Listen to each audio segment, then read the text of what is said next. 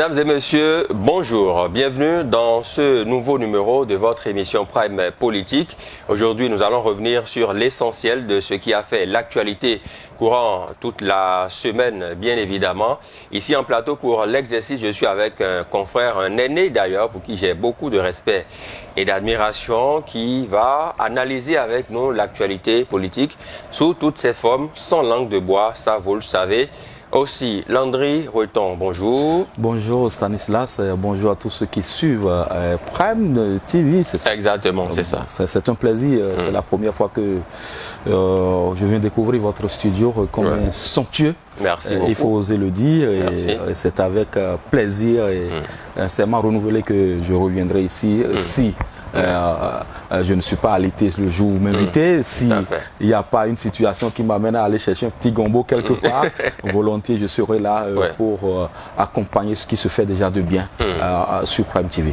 Merci beaucoup à vous pour votre disponibilité qui n'est d'ailleurs pas marchandée. Vous faites partie de ces aînés-là qui nous font l'amitié et le plus plaisir de répondre à nos sollicitations et nous vous en sommes vraiment reconnaissants. Au menu de nos discussions aujourd'hui, beaucoup de sujets, on va y aller. Bien évidemment, on sait que en début de semaine, lundi c'était le lundi de Pentecôte, lundi férié, on a vu que des jeunes, notamment du bloc républicain, a-t-on dit, se sont mobilisés de façon spontanée au niveau de la place de l'Amazone pour, disent-ils, affirmer leur soutien au chef de l'État. La première question, elle est celle-ci. Pourquoi une mobilisation aussi spontanée dans le contexte actuel? Est-ce que vous y trouvez une pertinence, Landry Roeton? Je vais peut-être vous surprendre, vous et moi ne sommes peut-être pas du bloc républicain. Et donc je ne saurais vous dire à quel agenda répond cette démarche ou cette manifestation. Il n'y a que ceux qui l'ont fait qui pourront vous dire. Et j'ose croire qu'ils ont un mobile fort pour l'avoir fait. Donc d'une façon ou d'une autre, c'est la quintessence de cette démarche, de cette manifestation qui nous intéresse, nous autres. Pourquoi devrait-on aujourd'hui sortir aussi massivement pour dire, soutenir les actions du chef de l'État quand on sait qu'on est en train, on a commencé, le compte à rebours a commencé, on est en train de faire la descente. Et donc du coup, bon, je me suis dit, ils ont senti avec l'actualité que leur mentor, que le chef est peut-être en difficulté et comme de bons enfants, le père de la famille a peut-être besoin de soutien de ses enfants, et donc pour moi c'est tout à fait naturel et que cela se passe ainsi. Maintenant, s'il y a un autre mobile derrière, il n'y a que ceux qui ont eu cette manifestation qui vous diront de quoi cela relève. Mais d'une façon ou d'une autre, moi de façon, comment dirais-je, superficielle, j'analyse la situation de cette façon. Donc quand on rentre dans le fond, à écouter un peu le discours, on est revenu sur les réalisations du chef de l'État. Je crois que nous avons déjà fini avec les 8 ans du chef de l'État, et c'était en avril dernier, et il y a eu beaucoup de débats sur les plateaux de télévision. Le gouvernement est sorti, les politiques sont sortis, les acteurs sociaux sont sortis, et tout le reste. Donc je ne sais pas, dans le fond, s'il y a un autre débat aussi, ou entre le 6 avril dernier et la semaine, cette semaine, je ne sais pas s'il y a quelque chose d'aussi grandiose qui puisse permettre de refaire le bilan du chef de l'État. Donc pour moi, je crois que ce n'est pas dans le fond, ce n'est pas opportun. Ce n'est pas opportun. Maintenant, si dans la forme, on a besoin de soutenir le patron parce que on a besoin de soutenir le chef de l'État parce que bon, on sent que ça tangue un peu.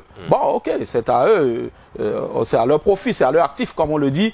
Mais dans le fond, je crois que tout ce qui a été ressassé, pour moi, c'est de la redondance. C'est une répétition qui, je dirais pas constipe d'une façon ou d'une autre, mais qui, franchement, bon, pour moi, ne répond à rien du tout. La question qu'on se pose, on sait que ce lundi de Pentecôte, c'était férié, chômé, et on a vu quand même certaines autorités, non des moindres, puisque ce qui a été lu avait été transmis au ministre d'État Abdoulaye Biotchane. Voilà, il y a eu des députés du bloc républicain qui étaient là. On se demande le caractère spontané de cette manifestation. Est-ce que cela avait été sérieusement préparé ou bien c'est vraiment spontané? Est-ce que ce n'est pas derrière une manœuvre politique pour rassembler les jeunes, ou bien c'était vraiment spontané comme on a pu voir sur les images, appeler quand même des milliers de jeunes en si peu de temps, les rassembler sur une place aussi publique. Et l'autre question aussi que se posent certaines personnes, avait-il eu l'autorisation préalable du préfet du littoral, quand on sait qu'il y a eu des marches récemment où le préfet a estimé quand même que certaines conditions n'avaient pas été réunies. Pourquoi silence plateau de l'autorité préfectorale sur cette mobilisation qu'on estime spontanée, mais dont on n'avait pas été informé? Ce sont des questions qui reviennent sans cesse dans l'opinion. Oui, Stanislas, j'ose vous appeler comme oui, ça, oui, confraternité oblige. Exactement. À l'entame de ma prise de parole tout à l'heure, j'avais dit quelque chose qui est peut-être passé inaperçu, oui, pour ne pas dire deux choses essentielles. Je vous ai dit, je n'ai pas la carte de membre du Bloc républicain. Tout à fait. Et donc, je ne suis pas dans le secret des dieux.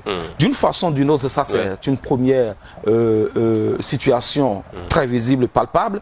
La deuxième chose, je l'ai dite tout à l'heure, et je ne sais pas si cela répond à un agenda du Bloc républicain. Est-ce que cela a été pensé? Est-ce que cela a été mûri? Est-ce que cela a été une organisation parfaite, un peu comme on voit le congrès, un congrès extraordinaire du Bloc républicain, un congrès ordinaire du Bloc républicain, une assemblée générale du Bloc? Je ne sais pas si c'est un agenda du Bloc républicain. Et donc, pour moi, je prends ça comme étant une activité, puisque nous avions vu des ténors du Bloc républicain recevoir le speech, recevoir, comment dirais-je, le message de ces jeunes. Mais quand on regarde un peu aussi la forme de cette organisation, tout ce qu'il y a eu, j'ai pas été sur le terrain, j'ai vu les images bien traitées de ces chaînes de télévision qui ont été invitées sur les lieux. Je crois qu'après même filtrage de tout ce qu'on peut appeler débris de cette manifestation, pour moi, cela reste une organisation qui n'est pas parfaite. D'une façon ou d'une autre, je ne sais pas si, entre-temps, ça a été pensé, ça a été mûri, ça a été organisé comme cela se doit. Mais quand on regarde un peu le contour de cette manifestation, pour moi, il faudra aller demander à quoi cela répond. Oui, maintenant, est-ce qu'ils ont été autorisés à faire cette J'en venais à là, et ça me fait un peu sourire. Je vous vois venir, comme le dirait l'autre. Et donc, depuis que le préfet Alain Orunla, un ami des médias, depuis qu'il a rengainé, il n'y a plus de problème. Depuis qu'il a rengainé, il n'y a plus de problème. Parce qu'il faut oser le dire, il a osé affronter les syndicats. Mais bon, un premier essai, ça n'a pas été un coup de maître. Parce qu'on a vu tout ce qu'il y a eu autour, le branle-bas qu'il y a eu autour de ce refus. Et cela a fait l'objet de beaucoup de critiques. Nous-mêmes l'avions critiqué sur d'autres plateaux, qu'on aurait pu laisser les syndicats le faire. Et donc, on ne saurait comprendre que le préfet revienne à la charge pour empêcher. C'est vrai que d'une façon ou d'une autre, il faudra avoir la démarche comment dirais, administrative pour un tel rassemblement, parce que c'est quand même, j'ai eu à apprendre, ça fait près de 2000 jeunes qui ont été rassemblés en si peu de temps. Et donc, je crois que ceux qui ont organisé cette manifestation ne sont pas des anarcho-gauchistes, et que ce n'est pas des gens qui veulent foutre, qui ont voulu foutre, excusez-moi du peu le thème de la merde. Et donc, ils ont dû prendre certainement des dispositions, et par rapport à tout ce qui s'est passé antérieurement, j'ose croire que le préfet de l'Atlantique et du littoral, parce que l'Atlantique c'est Kodia, c'est Kodia, M. Kodia, et donc il a dû certainement donner une autorisation pour que cela se fasse, parce que si on a laissé les syndicalistes le faire, on ne peut pas empêcher les autres aussi d'exprimer leur bon vouloir, de soutenir les actions du chef de l'État. Fut-il encore le chef de l'État, vous pouvez comprendre un peu cela. Donc, pour moi, il ne devrait pas avoir de problème. Certainement, je n'ai pas vu un acte administratif attestant ou autorisant cette manifestation. Mais du moment où il n'y a pas eu de problème autour, je pense qu'il faudra passer sous silence. Et qu'à partir de là, les prochaines marches ne seront plus interdites aussi. J'ose croire que ces marches ne seront plus interdites pour permettre à tous les citoyens de pouvoir s'exprimer, mais dans la mesure et en suivant les règles établies pour qu'il n'y ait pas de grabuge autour de ces différentes manifestations. D'accord, ça dépendra du contexte aussi. Si voilà. l'autorité préfectorale estime que les prochaines marches se tiendront dans un contexte particulier, il peut les interdire. Si les arguments sont plausibles, si le préfet arrive à trouver ou à sortir des arguments qui sous-tendent cette démarche. Si on se retrouve dans une situation confusionnelle, on ne le souhaite pas, et qu'on veut le faire, bon, vous pouvez comprendre. L'opinion publique devrait pouvoir comprendre qu'on ne peut pas, à ce moment-là, faire une manifestation du genre. Mais s'il n'y a rien, et qu'on a envie d'exprimer quelque chose. C'est ce que nous faisons ici, parce que nous empêche, nous autres, de dire ce que nous pensons de la gouvernance de tel ou tel phénomène. Donc je crois que le jour où on nous empêchera de le dire, ça va être, comme le dirait l'autre, abracadabra. Justement, Landry Roueton, il n'y a que sur le toit de l'actualité, hein, on peut le dire ainsi. Les relations de le Bénin et le Niger ont occupé quand même la majeure partie, avec des discussions qui vont dans tous les sens. On a vu Kémy Séba qui s'est exprimé aussi par rapport à la présence de légionnaires français au Bénin. Ça ne démord pas de ce côté, puisque on a vu le Premier ministre du Niger qui a fait une déclaration. Le gouvernement a réagi, le porte-parole du gouvernement notamment a réagi pour dire qu'il n'en est rien, qu'ils peuvent déployer, que le Niger a la possibilité de déployer tout l'arsenal, les drones et tout ce qui va avec, pour vérifier si au Bénin il y a quelque chose du genre. Et il a même précisé qu'une base militaire n'est pas quand même une aiguille dans une botte de foin. Donc il faut qu'on arrête d'accuser la partie béninoise. Kémy Séba qui a réagi, qui a accusé le gouvernement. Et le porte-parole du gouvernement cette semaine est revenu aussi pour indiquer, je le paraphrase à peine, que voilà, Kémy Séba, il manque d'inspiration et que ce qu'il a dit le fait tellement rire. Alors vous, de votre position d'analyste politique au regard de cette actualité, qui est dans le vrai, qui croit dans tout ça? Qui est dans le vrai, qui croit, je crois que après, pour le développement que tu as fait, c'est la question essentielle. Qui est dans le vrai, je ne saurais le dire.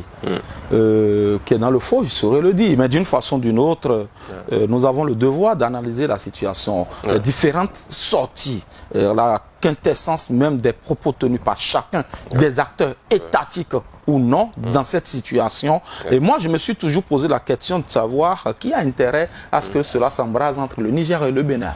Qui se joue les chrysologues dans cette situation, qui veut bien que cela soit tendu entre les deux États, qui veut bien que cela soit une poudrière entre les deux peuples. Quand on connaît un peu l'histoire de notre continent avant la balkanisation de l'Afrique et, comment dirais-je, les contours dessinés par le colon, le peuple nigérien est-il différent du peuple béninois? Le peuple béninois est-il différent du peuple nigérien? Le peuple nigérien est-il différent du peuple mauritanien, algérien? Aujourd'hui, on a dessiné cette Afrique et on crée des tensions entre les peuples pour nous empêcher de penser au développement de ce continent. Je crois que toute la problématique est à ce niveau. Mais lorsqu'on rentre dans le fond de ce qui se passe depuis quelques mois déjà entre ces deux pays, je trouve que la communauté de la CEDEAO est d'abord la première institution à indexer. Parce que tout est parti de ce que le Bénin, dans un corpus de pays rejetant un coup d'État, a créé tout ce que nous constatons aujourd'hui. Tout est parti de là. Avant le putsch au Niger, le Bénin n'avait aucun problème avec le Niger. Mais lorsque vous vous retrouvez dans un groupe et que des règles ont été établies, je l'ai toujours dit, je ne suis pas en train de jouer au patriotisme, au nationalisme zélé. Je suis juste en train de poser les paradigmes de cette situation-là. Tout est parti de là. On s'est dit tous ensemble, autant que nous sommes ici dans ce studio, lorsqu'on finit, on éteint les projecteurs. Quelqu'un décide de les allumer et de les garder allumés. Ah ben, on ne peut pas être d'accord d'une façon ou d'une autre. Je crois qu'on part de ce principe-là. Et donc le Bénin s'est inscrit dans ce corpus. Mais par quelle alchimie, tous les autres pays ont commencé par se désengager. Mais les frontières les plus comment dirais-je, les plus franches avec ce pays, c'est aussi le Bénin. Et on a décidé ensemble d'isoler le Niger. Je me mets à la place de ceux-là qui ont décidé. Mais du coup, ça crée une tension. Après, il y a eu un faux fuyant. Il y en a qui se sont désengagés et qui ont laissé le Bénin seul au front. D'une façon ou d'une autre, on ne va pas revenir sur tout cela. Tout le monde comprend un peu cela. Maintenant, on dit, ok, ramenons la balle à terre. Ce qui a été fait. Entre-temps, il y a une histoire de pipeline et de ceci et de ça. Moi, je voudrais juste dire à ceux qui s'époumonnent, ceux qui s'agitent autour de ce débat, que les bribes de connaissances en matière de diplomatie et relations internationales que moi j'ai reçues ne me permettent pas encore de rentrer dans le fond de cette coopération. Je n'ai pas eu présence du document qui a scellé le pacte de, comment dirais-je, de la construction de ces pipelines. Il y a des documents laissés au public que nous avions lus, nous avions tous lus. Mais ça ne suffit pas pour que nous puissions aborder. Il n'y a que ceux qui maîtrisent le sujet qui doivent en parler. Mais de façon superficielle, j'ai dit, si le président béninois a décidé de mettre un embargo sur le pétrole nigérien, il n'est quand même pas, excusez-moi, on peut lui reprocher des choses, mais il n'est pas aussi fou que ça. Non, pas du tout. Je ne crois pas, et je ne veux même pas croire qu'il puisse vouloir, comment dirais-je, brimer tout un peu. Non. Il doit avoir certainement, selon moi, il doit avoir certainement des clauses qui n'ont pas été respectées dans le déroulement du processus. Le gouvernement ne nous a rien dit. Les dirigeants nigériens plutôt, par la voix autorisée de leur premier ministre, Mahaman Lamine, ne nous a pas aussi dit quels sont les tenants et les aboutissants de ce projet de pipeline. Donc, par rapport à ce qui est resté caché, moi, je m'empêche de me prononcer aussi vulgairement comme le font beaucoup de gens, ceux qui ne comprennent pas forcément la teneur de ce projet qui, pour moi, est un projet essentiel et pour le Niger, et pour le Bénin, et pour les autres pays qui sont impliqués dans le traitement de ce pétrole-là. Mais lorsqu'on voit des gens s'agiter, on me parle de base militaire. Ok, je voudrais juste dire, nous ne sommes pas des spécialistes de la guerre, mais nous sommes des journalistes et nous avons travaillé sur des projets. Lorsque vous avez travaillé sur des projets du terrorisme, j'ai travaillé sur un projet, la propagation de la doctrine salafiste en Afrique de l'Ouest. Le cas du Bénin et du Burkina.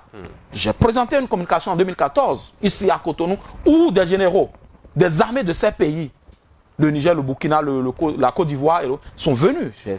Et les gens ont compris que nous connaissons un peu ce qui se passe dans ce milieu-là. La position géopolitique et stratégique du Bénin aujourd'hui permet-elle à ce que l'on puisse ériger une base militaire. Et quand on parle de base militaire, je voudrais donner une caution. Juste une petite caution à ce que le porte-parole du gouvernement a dit. Une base militaire n'est pas, comment dire, une aiguille. Non, une base militaire ne se construit pas en 6 mois. Une base militaire, c'est une grosse logistique. On peut nous parler de postes avancés peut-être. J'en sais rien du tout. Hein. Mais une base militaire, c'est énorme. Que les gens aillent se documenter, au lieu de raconter, excusez-moi, des bobas. Non, je ne suis pas en train de défendre une chapelle, mais je veux me mettre dans le vrai, pour que les gens comprennent qu'une base militaire ne s'érige pas en 6 mois. C'est tout un arsenal, c'est toute une logistique qu'on déplace pour installer une base militaire. Comme on parle de postes avancés, bon, ceux qui ont les preuves de ce qu'il y a une poste avancée n'ont qu'à sortir les preuves. Et quand le porte-parole du gouvernement dit que le Niger a des drones, non, le Niger ne peut pas violer notre espace aérien comme ça, c'est trop facile. Non, je crois que c'est une histoire de sorcellerie, comme le dirait l'autre, rien à prouver dans cette histoire. Mais d'une façon ou d'une autre, lorsqu'on regarde un peu tout ce qu'il y a, la mamaille, tout ce qu'il y a autour de cette crise entre le Bénin et le Niger, je crois que aucun des acteurs n'a intérêt à ce qu'on aille au-delà de ce qu'on est en train de vivre. Et comme beaucoup l'estiment déjà, il faut qu'on aille rapidement au dialogue, il faut qu'on ramène la balle à terre, parce que quand la Russie a pensé écraser l'Ukraine en 2 semaines. Ouais. On est dans la 3e année de guerre et ce n'est pas encore fini. Et donc aucun pays, encore des pays sous-développés comme les nôtres, le Bénin, le Niger, aucun pays n'a intérêt à ce qu'on aille à cette extrémité-là. Donc je crois que c'est tout ce qu'il faudra tirer d'essentiel dans cette crise qui est en train de naître entre le Bénin et le Niger, parce que c'est quand même des pays frères. Depuis 1930, on a eu quand même un traité de l'OCBN. L'OCDN en son temps, avec le chemin de fer Cotonou-Parakou, pour desservir les zones trucs là du Niger. Pourquoi aujourd'hui on doit se retrouver, être en train de se tirer dessus, être en train de se faire des coups bas et tout? Moi je crois que les autorités de part et d'autre doivent pouvoir savoir raison garder, parce qu'on ne sait pas quand est-ce que le four rentre dans le marché. Tout à fait. On ne sait pas quand est-ce que le four rentre dans le marché, vous l'avez dit. Est-ce qu'il est utile aujourd'hui de tenir compte de ces déclarations de Kémy Séba qui s'affiche comme étant panafricaniste, qui fait des allégations, mais sans preuve et tout? Est-ce que quand on est panafricaniste, comme il le dit, on a besoin de faire de telles affirmations sans fondement, parce qu'il ne prouve rien, il parle, et puis bon voilà, on veut se faire entendre? Est-ce que c'est la meilleure façon de contribuer à la construction de quelque chose quand on se positionne comme étant panafricaniste? Il y a, je ne me rappelle plus très exactement de l'auteur qui disait je ne suis pas d'accord pour ce que tu dis, mais je me battrai pour que tu aies le droit de le dire. Et ça, je concède à Kémy tout ce qu'il dit. C'est quelqu'un que nous avions côtoyé lorsque nous étions sociétaires de ce groupe de presse que vous connaissez. Mais je voudrais vous renvoyer, pour faire un peu plus humour, à ce morceau musical de Tiken Jah Fakoly, qui disait allez dire aux hommes politiques qu'ils arrêtent leur business. Ils ne peuvent pas allumer le feu et après jouer sapeur-pompier. Que Kémy arrête d'allumer le feu. Quel intérêt a-t-il à façonner négativement un pays dont il dit être un fils? Je ne voudrais pas parler de l'apatridie, pas du tout. Mais je voudrais qu'il arrête. Il arrête, il ne peut pas, même s'il faut de la jugeote en toute chose. Ce qu'il a dit, j'ai vu un citoyen, un certain Makoko, je ne sais pas si c'est un juriste qui l'a assigné au tribunal de première instance de Cotonou. Je dis, ça c'est une démarche juridique, mais une démarche sociétale nous obligerait à lui dire d'arrêter, de continuer à détruire. Il est aussi béninois, même s'il est français.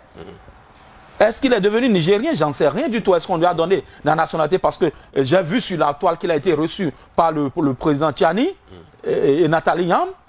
Est-ce qu'on lui a donné la nationalité nigérienne déjà? Et même si c'était le cas, qui vient nous dire qu'il a renié le Bénin, qui refuse la nationalité béninoise, qu'on saura que désormais il est nigérien et qui ne fait plus partie des nôtres. Et donc du coup on le prendrait de cette façon. Mais nous, avec tout ce que nous sommes, un peuple tellement le brassage entre les cultures, entre les ethnies fait que tu peux te retrouver le sang de Kémy dans ta lignée. Ok. Donc on n'a aucune raison de pouvoir lui faire du mal. Et en retour, lui-même, il n'a aucune raison de détruire un pays. Et donc par rapport à ça, je crois que je ne veux pas revenir sur ses propos, tout ce qu'il a dit. Je crois que il devrait pouvoir présenter des excuses, parce qu'il dit il faut. Non, non, tout ce qu'on sait ne se dit pas. Et pour lui, qui est passé dans les arcanes des pouvoirs en Afrique et en Europe, ne sait-il pas que tout n'est pas bien à dire, même si on est dans le vrai? Moi, je ne sais pas, excusez-moi, ça me rend un peu émotif sur la question, parce que pour moi, quand j'entends tout ce qui se dit, non, on n'a pas besoin, on n'a pas besoin de dire ces choses-là. C'est comme s'ils jettent l'eau du bain avec le bébé. Tout à fait. Et pourtant, lorsque c'est chaud à Paris, en France, c'est au Bénin qu'il vient. Oui, parce que nous, on l'a reçu au Bénin. Parce que nous, on n'a pas détruit le pays. Parce que nous, on n'a pas mis le feu au pays. Et donc, il arrête de dire ces choses-là. nous ne sommes pas ici comme des donneurs de leçons, pas du tout. Et lui non plus, il n'a pas la science infuse de toutes choses. Qu'il arrête de continuer à détruire l'image de notre pays. Le linge sale se lave en famille. Quelle a été sa démarche envers les autorités du Bénin pour leur signifier que telle chose, c'est aussi ça le panafricanisme. Nous sommes tous panafricanistes. Nous voudrions que notre continent se développe. Et c'est ça l'objectif principal. Le reste, on ne va pas rentrer dans les couloirs et détruire. Non, on n'a pas besoin de faire ça. Parce que lorsqu'on aurait détruit ces pays, détruit le continent, il n'y aura plus de panafricanisme. Donc je crois que on dira à Kémy Séba, qui est un frère, d'arrêter de faire ce qu'il fait là. Ce n'est pas bon pour le Bénin et ce n'est pas bon. Et ceux qui, je ne sais pas hein, si c'est le cas, hein, et ceux pour qui ils travaillent aujourd'hui, ceux qui défendent aujourd'hui doivent aussi pouvoir comprendre que demain, si ça ne va pas, il pourra aussi se retourner contre eux. Et je ne le souhaite pas. Et donc, par rapport à ça, qu'on sache raison garder dans cette histoire et que Kémy Séba arrête moi, je ne suis qu'un simple citoyen, je ne suis rien dans la République. Mais j'ose le lui dire comme ça, pas en donnant de leçons, mais en analyste. Et voilà un peu ce qui vient du fond de mon cœur. D'accord. Toujours par rapport à cette situation entre le Bénin et le Niger, on a vu quand même hein, qu'à l'initiative du président de la République fédérale du Nigeria, Bola Tinubu et de son homologue béninois Patrice Talon, une réunion ministérielle de haut niveau s'est tenue mardi 21 mai, justement au poste des douanes de Segbana, une ville située au nord-est du Bénin dans le département de la Liborie à la frontière avec le Nigeria, bien sûr. Et donc, cela a réuni des ministres béninois et nigériens, des acteurs politiques aussi. Hein. On a vu l'homme d'affaires Salifou Saleh dans la délégation. On a vu le ministre béninois en charge des affaires étrangères. On a vu son homologue des finances, le ministre d'État, M. Romia Ouadagne et bien d'autres autorités. Est-ce que, Landry Roueton, c'est une façon pour le Bénin de contourner le problème avec le Niger que d'aller discuter, de mettre en service ce poste frontalier-là avec le Nigeria? Je crois que nous avions été en froid avec le Nigeria pendant 2 ans. Ouais. Vous vous rappelez cet épisode où le Nigeria a décidé unilatéralement de fermer ses frontières sous des prétextes fallacieux de lutte contre le terrorisme et tout le reste.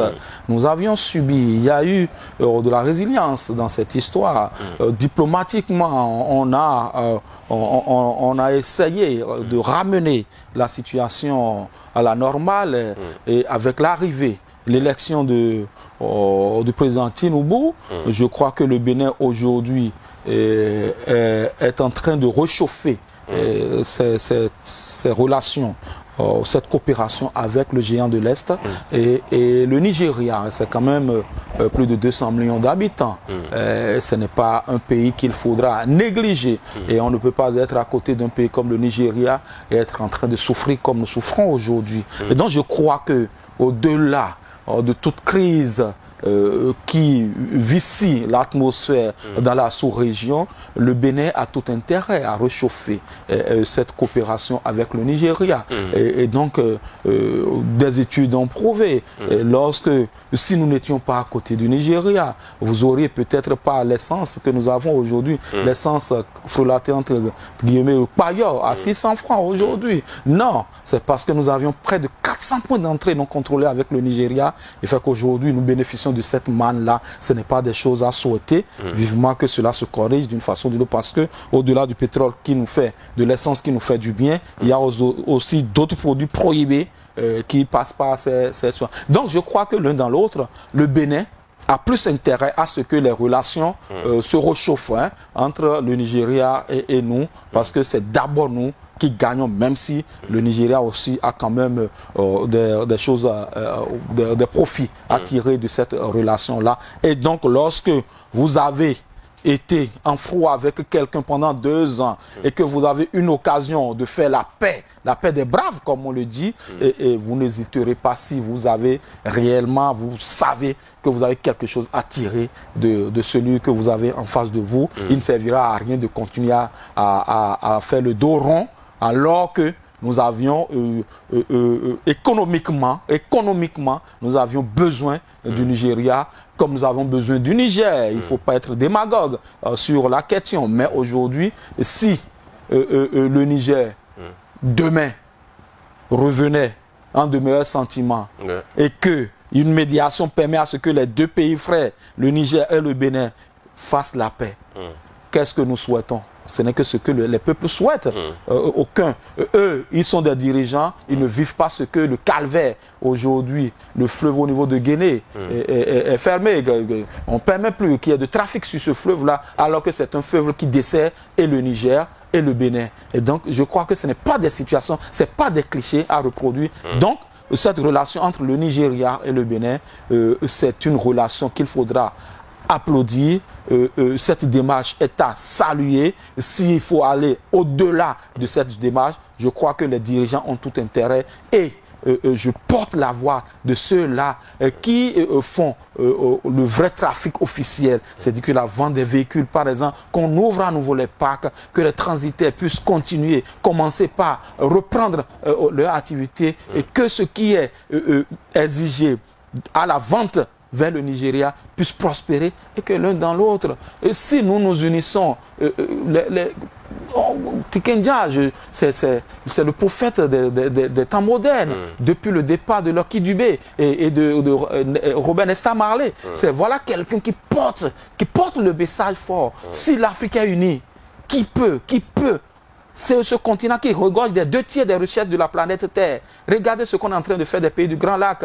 Regardez ce qu'on est en train de faire du Sahel aujourd'hui. Et nous-mêmes, on ne se comprend pas, on ne s'entraide pas. On pense que c'est ce qui vient de l'extérieur qui doit pouvoir diriger tout ce que nous devons faire. Je crois que l'un à l'autre, c'est une démarche qu'il faudra saluer. Dit bingo à ces dirigeants qui ont compris que les peuples ont besoin de s'unir pour pouvoir être forts. D'accord. On a vu que sur un autre chapitre, cette semaine, la CSTB a finalement marché. Et voilà, la pluie les a perturbés un peu, mais ils ont pu marcher. On sait aussi que ce vendredi, il y a eu une rencontre annoncée entre le gouvernement et les syndicats. Beaucoup se posent la question de savoir quelle est l'opportunité de cette marche, quand on sait qu'il y a un cadre d'échange qui est là et qu'une rencontre d'échange est annoncée, quelle est encore l'opportunité de marcher pour se faire entendre, pour dire quoi, si ce n'est que répéter les mêmes choses au cours du cadre de dialogue? Non, je crois que je ne voudrais pas avoir trop de mémoire sur la démarche. Les marches antérieures ont été des initiatives de la CSA, je crois, tout à fait, oui, et de la CGTB, oui, et tout le reste. Oui, la CSTB voudrait avoir sa marche. Nos syndicats sont-ils en rang dispersé? Bon, quand c'est chaud, vous les voyez ensemble. Mais sur des questions de principe fonctionnel, chacun semble avoir sa chapelle. Mais c'est le même objectif. Eux aussi, ils voulaient marcher contre la vie chère. Ils ont des syndiqués qui ne sont pas des syndiqués d'autres centrales. Et bon, pourquoi les autres ont fait? Nous, là, on ne peut pas le faire.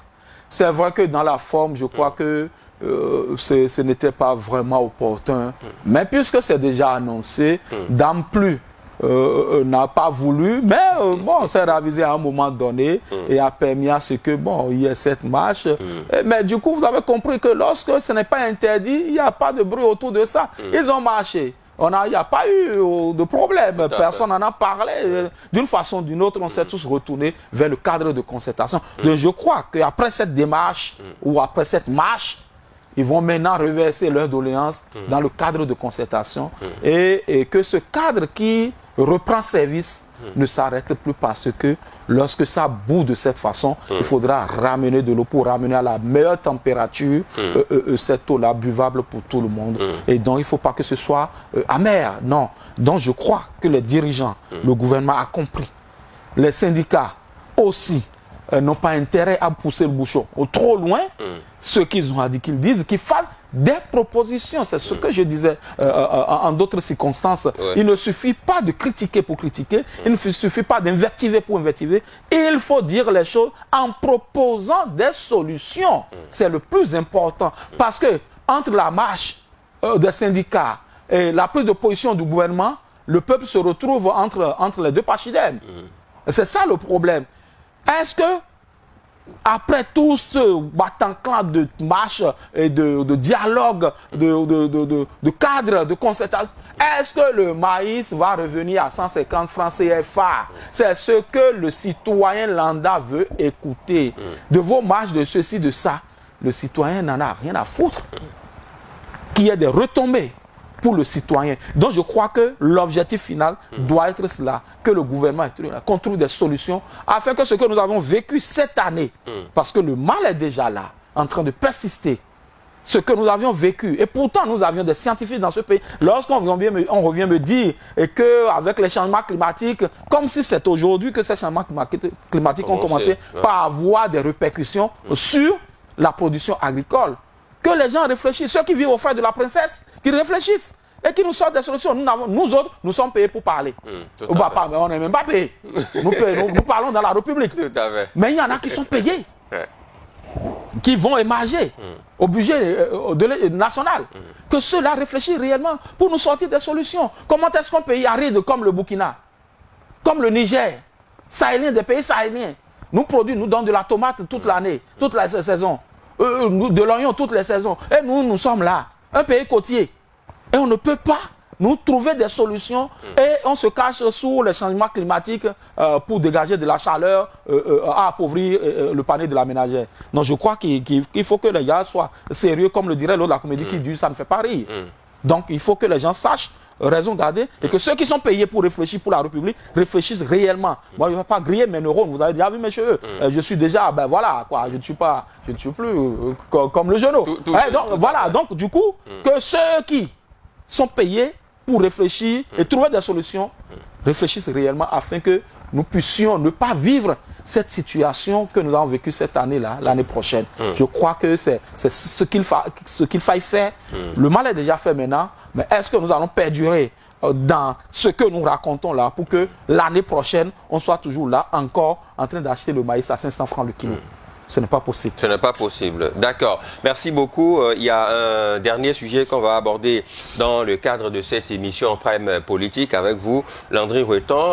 Un sujet qui concerne les professionnels des médias. On peut peut-être se réjouir du fait que à l'Assemblée nationale du Bénin, on a l'honorable Chabi Baké Goro, qui est de l'Union progressiste Le Renouveau, qui se fait appeler désormais, en tout cas comme pseudonyme au niveau de certains confrères, porte-parole des journalistes, parce que enfin, au détour de questions orales adressées justement en plénière cette semaine, elle a parlé de la vie des professionnels des médias du Bénin. Elle demande l'utilité de la carte de presse, entre autres. Elle se pose la question de savoir à court terme qu'est-ce que le gouvernement prévoit pour améliorer les conditions de vie et de travail des professionnels des médias. Quand vous avez appris ça suite à cette séance plénière au Parlement, quel a été votre premier réflexe, votre premier sentiment?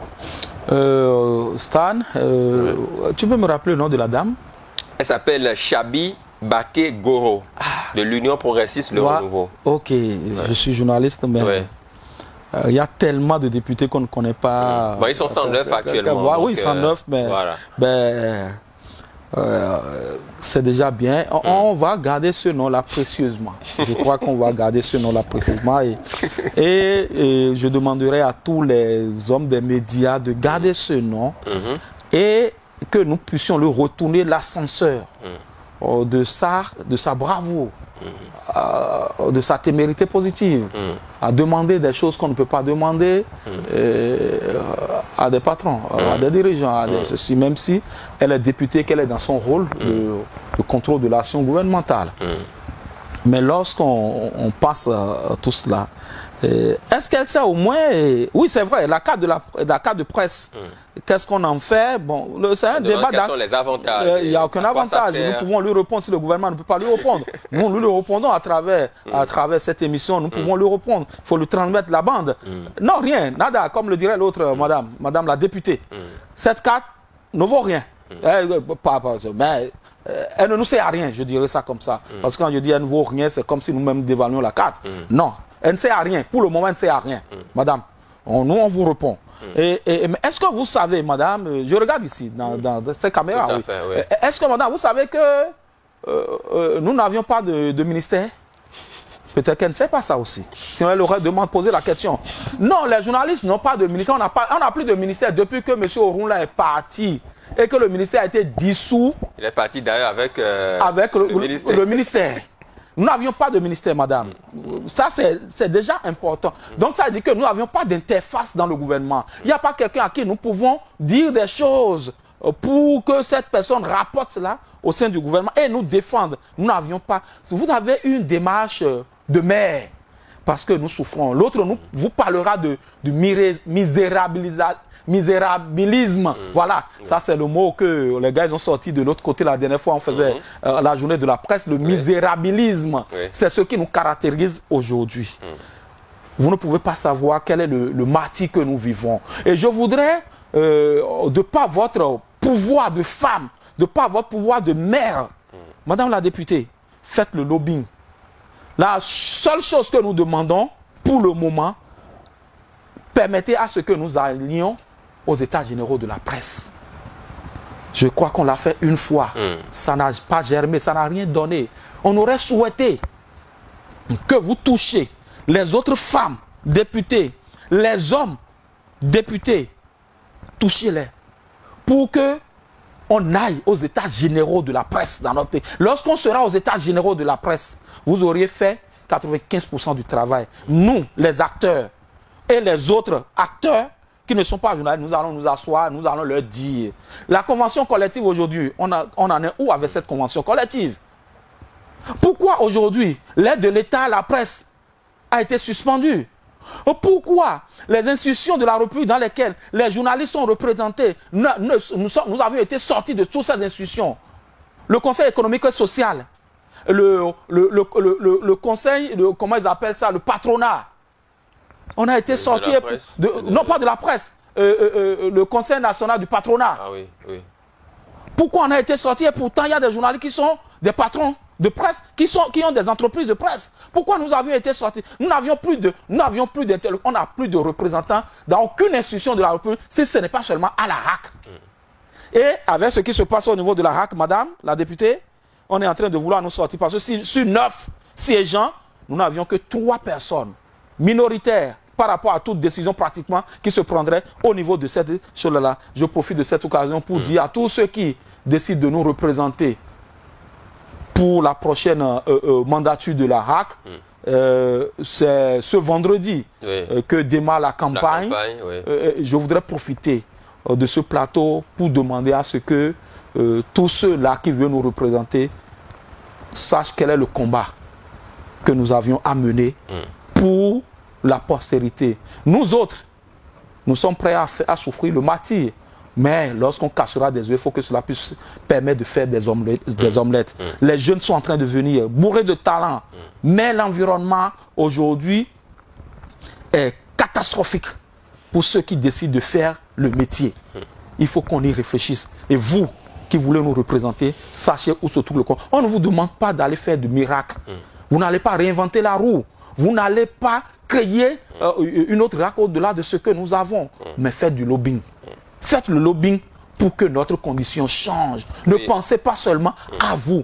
Pensez aussi à ceux qui sont en bas et qui portent le fardeau. Vous êtes déjà peut-être au sommet de cette corporation. Pensez aux jeunes qui sont derrière. Et donc, madame la députée, voilà un peu le tableau sommaire de ce que nous vivons. Si vous avez eu le courage de poser ces questions au gouvernement, continuez à faire ce que vous avez à faire avec votre cœur de mère. Mais quand vous parlez d'interlocuteurs dans le gouvernement, si elle a posé cette question, par exemple, qui voyez-vous dans le gouvernement qui viendrait répondre à cette question? C'est la dame de l'économie numérique. Mais là, ça veut dire qu'on a un interlocuteur puisque vous venez de non. Écoutez, pourquoi avoir suspendu le ministère du Commerce, de la Communication? Pourquoi? Ça avait été expliqué en son temps. Oui, ça a été expliqué plutôt, excusez-moi. Vous savez, lorsque je commence par, l'adrénaline commence par monter, je perds un peu mon latin, et je prie les téléspectateurs de m'en excuser. Oui, non, je crois. Vous avez gobé cette explication. Moi, je n'ai pas gobé. Non, je n'ai pas gobé. Non, pas du tout. L'économie numérique, qu'est-ce que cela nous apporte concrètement? si ce n'est pas nous appliquer la loi sur le numérique. Non, c'est tout ce que ça fait. Est-ce qu'une seule fois, la ministre de l'économie numérique nous a rencontrés pour savoir ce que nous avons comme problème? Vous allez dire, oui, peut-être les fêtières. Quand on sait ce que les fêtières sont devenus dans notre pays. Ne m'obligez pas à ouvrir la boîte. Non, on va même pas, donc, la refermer. Il n'y a que l'honorable Baké Chabi. Oui, il faut mémoriser le nom. Oui, c'est important. Oui, Chabi Baké Goro à l'Assemblée nationale. Ouais. Elle est allée dans le fond de certains problèmes. Elle a demandé, par exemple, pourquoi au niveau du service public, il y a plus le recrutement n'est pas assez clair au niveau de l'ORTB, par exemple.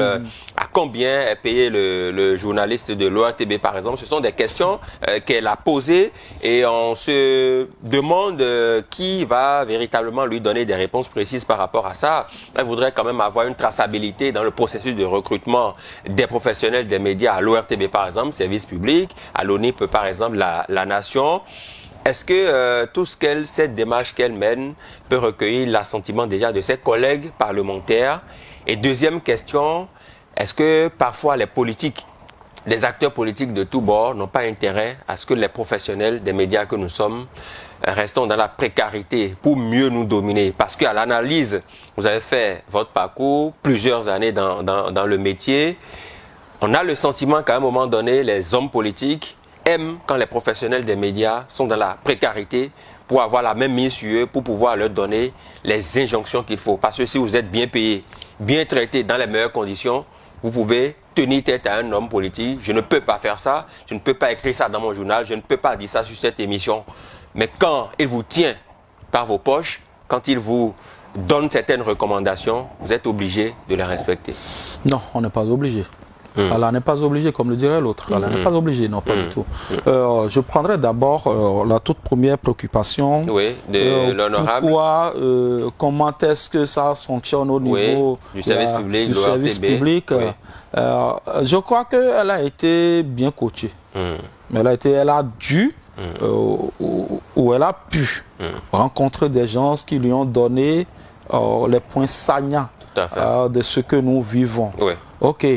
Je n'ai pas suivi son intervention, je le dis comme ça, et je ne vais pas être chaud là.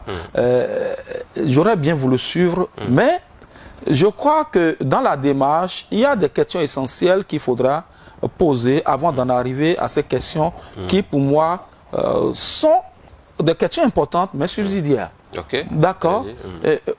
Pourquoi aujourd'hui la SRTB? Ça, c'est un autre débat. Là, voilà, ça, c'est un autre débat. Tout à fait. Il faut d'abord partir de ça. Qu'est-ce qui a obligé le dirigeant à la refonte de ce secteur-là? Je crois que Madame la députée devrait d'abord poser cette question essentielle. Et c'est à la suite de cette question qu'elle posera les autres questions. D'une façon ou d'une autre, elle vivra aussi longtemps pour revenir une fois à l'Assemblée si elle veut. Et donc qu'elle prenne déjà cette préoccupation comme préoccupation majeure et qu'à la prochaine rencontre des députés au niveau de l'Assemblée, qu'elle puisse reprendre sa fiche et reposer cette question. Et donc, quand elle aura la réponse à ça, peut-être qu'elle reposera les autres questions en fonction de la réponse qu'on lui aurait donnée, qu'on lui aurait servi. Et maintenant, lorsqu'on tombe sur l'autre préoccupation, est-ce que les députés, c'est normal, c'est vrai. Vous avez la réponse et vous posez la question. Chers confrères, c'est vrai. On a besoin de nous maintenir dans l'indigénat, dans la pauvreté insolente, pour avoir la même mise. Et c'est le principe des dirigeants. Lorsque les dirigeants veulent contrôler un peuple, il faut les affamer. Il faut les assujettir. Et lorsqu'on les assujettit et qu'on ouvre légèrement le robinet, tout le monde veut venir prendre un peu pour pouvoir survivre. C'est le schéma.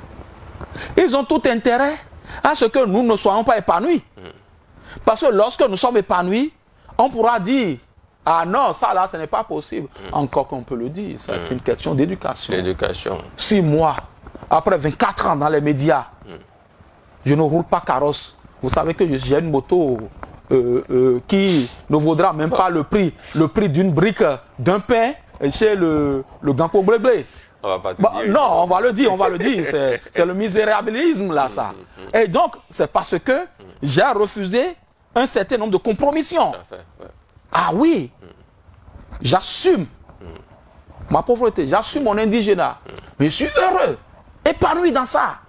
Pas pour dire que je ne veux pas progresser, mais je veux faire les choses comme cela se doit. Et c'est ce que nous devons inculquer à cette jeunesse qui vient, qui veut à tout prix gagner de l'argent au prix de se salir, de se souiller l'existence. Et c'est ça ce que les politiques veulent au fait, que nous soyons. On est prêt à vous maintenir dans ça. Et lorsqu'on vous dit insulte telle personne, moi je n'ai pas appris à le faire. Je n'ai pas appris mon éducation de Nago. Oui, ma maman est Nago. Donc ne me permet pas d'insulter mon plus jeune frère. Plus être des gens qui ont été choisis parce que le pouvoir est divin. Donc, par rapport à ça, chacun se fait sa chapelle dans ce métier-là. Et donc, ceux qui le font et qui pensent qu'ils doivent être à la solde, mon frère, si je n'ai pas à manger, je vais appeler Stanislas. Et Stan, c'est comment? C'est chaud chez moi. Hein. Tu n'as pas un billet de 2000 francs pour me dépanner? S'il pense que je suis un misérable et que demain il doit m'insulter, ce n'est pas grave. Je préfère encore ça que d'aller faire des compromissions qui vont me revenir à la figure comme un effet boomerang et que je sois perdu. Il y en a qui aujourd'hui ne valent plus, ne valent pas le prix d'une pomme dans cette corporation-là parce qu'ils ont vendu leur âme au diable. Ils ont fait des alliances contre nature, ce qui fait qu'aujourd'hui, ils sont obligés de rester dans leur coin parce que s'ils parlent, ils seront éclaboussés par tout ce qu'ils ont fait hier avec un certain nombre d'acteurs politiques. Donc je crois que c'est à nous de valoriser encore une fois ce métier à travers d'abord les productions que nous avons, mais aussi le comportement que nous devons avoir dans des circonstances données. Oui, parce que tout n'est pas à ingurgiter. Vous risquez d'avoir, comment dirais-je, l'indigestion, la constipation, voilà. Donc il faut savoir raison garder et savoir que ce métier, je le dis souvent, est comme du bon vin. Cela se bonifie au fil des années. Ne pensez pas, ne courez pas derrière les miettes tout de suite. Parce que lorsque vous regardez un peu ceux qui réellement ont duré dans le temps, paix à son âme, les Jérôme Carlos, une référence. C'est des gens qui ont construit, qui ont bâti leur cursus, qui ont passé des trucs là. Ça, c'est une référence pour moi, par exemple. Je veux être comme quelqu'un comme ça. Et vous avez compris pourquoi j'ai commencé par laisser les cheveux et avec du blanc un peu dedans, je veux ressembler à un Jérôme Carlos de par ça, la densité de l'homme. Et je travaille tous les jours pour. Et donc, quand on regarde un peu, moi, je dis souvent, c'est vrai, les gens nous disent, vous vous plaignez, mais le verre est dans le fruit, c'est vrai que le verre est dans le fruit. Mais qu'on nous permet d'aller aux états généraux, nous allons extirper ces verres-là qui sont dans le fruit. Parce que quand j'ai des stagiaires qui viennent chez moi à la rédaction, je leur dis souvent quelque chose que je dirais peut-être pour finir, si vous le permettez. Allez-y, oui. Je dis souvent, il y a 3 catégories de journalistes. Et lorsque je finis de leur faire l'exposé, je leur dis, je les laisse avec leur conscience et c'est à eux de choisir la catégorie dans laquelle ils veulent se retrouver. La première catégorie, c'est ceux qui viennent dans le métier pour en faire un tremplin. Ouais. Ceux qui en viennent pour en faire un tremplin.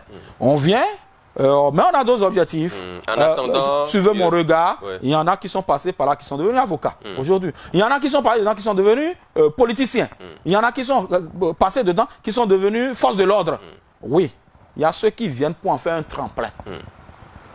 La deuxième catégorie, c'est la catégorie de ceux qui viennent dans le métier par instinct de survie. On vient parce que, bon, il n'y a rien à faire. On vient, on sait que entre 2 reporters, on peut gagner un 2000. Et puis un 3000, un 5000, bon, on dit pour le moment, on va, c'est dit que c'est déjà bon, on va s'accrocher à ça. C'est suicidaire.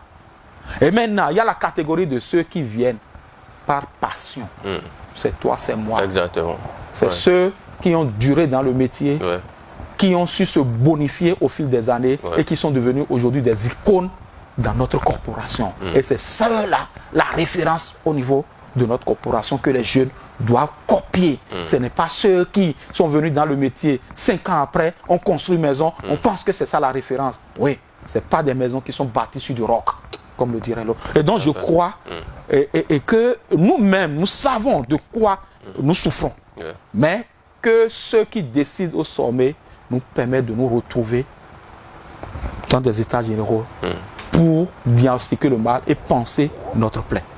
Merci beaucoup à vous, Landry Roueton. Je rappelle que vous êtes journaliste, analyste politique, promoteur de Filao News. On n'en avait pas parlé. Un mot justement sur ce quotidien qui paraît combien de fois? C'est un quotidien, comme vous l'avez dit, ça paraît 5 fois normalement. 5 fois, mais avec la disette, pas souvent par là. Quand la disette passe souvent par là, vous comprenez un peu. La parution, ça prend des coups. Cette semaine, par exemple, nous sommes sortis 3 fois au lieu de 5 fois. Mais lorsque nous aurons l'aide de l'État à la presse, lorsque nous aurons une centrale d'achat, ou une centrale d'achat. Regardez tout ce que vous avez investi ici. Si on avait une centrale d'achat au niveau de la presse, ces climatiseurs, on peut nous permettre de les prendre et de les payer un peu. On n'a pas dit de nous les donner. On a besoin du matériel pour travailler. Mais nous sommes laissés à nous-mêmes. Et le jour où ils ont besoin de nous, c'est ce jour-là qu'ils sentent ils doivent avoir des pieds pour marcher, malheureusement. Donc, c'est Filao News fait son petit bonhomme de chemin. Nous avions eu le 50e numéro la dernière fois. Vivement, plaise au ciel que nous puissions grandir dans cet environnement qui n'est pas très facile à vivre, mais du haut de notre expérience, on se bat. Et nous, au niveau de Filao News, on a un credo: ne jamais détruire les autres, parce qu'on en aura besoin demain. Exactement. Voilà.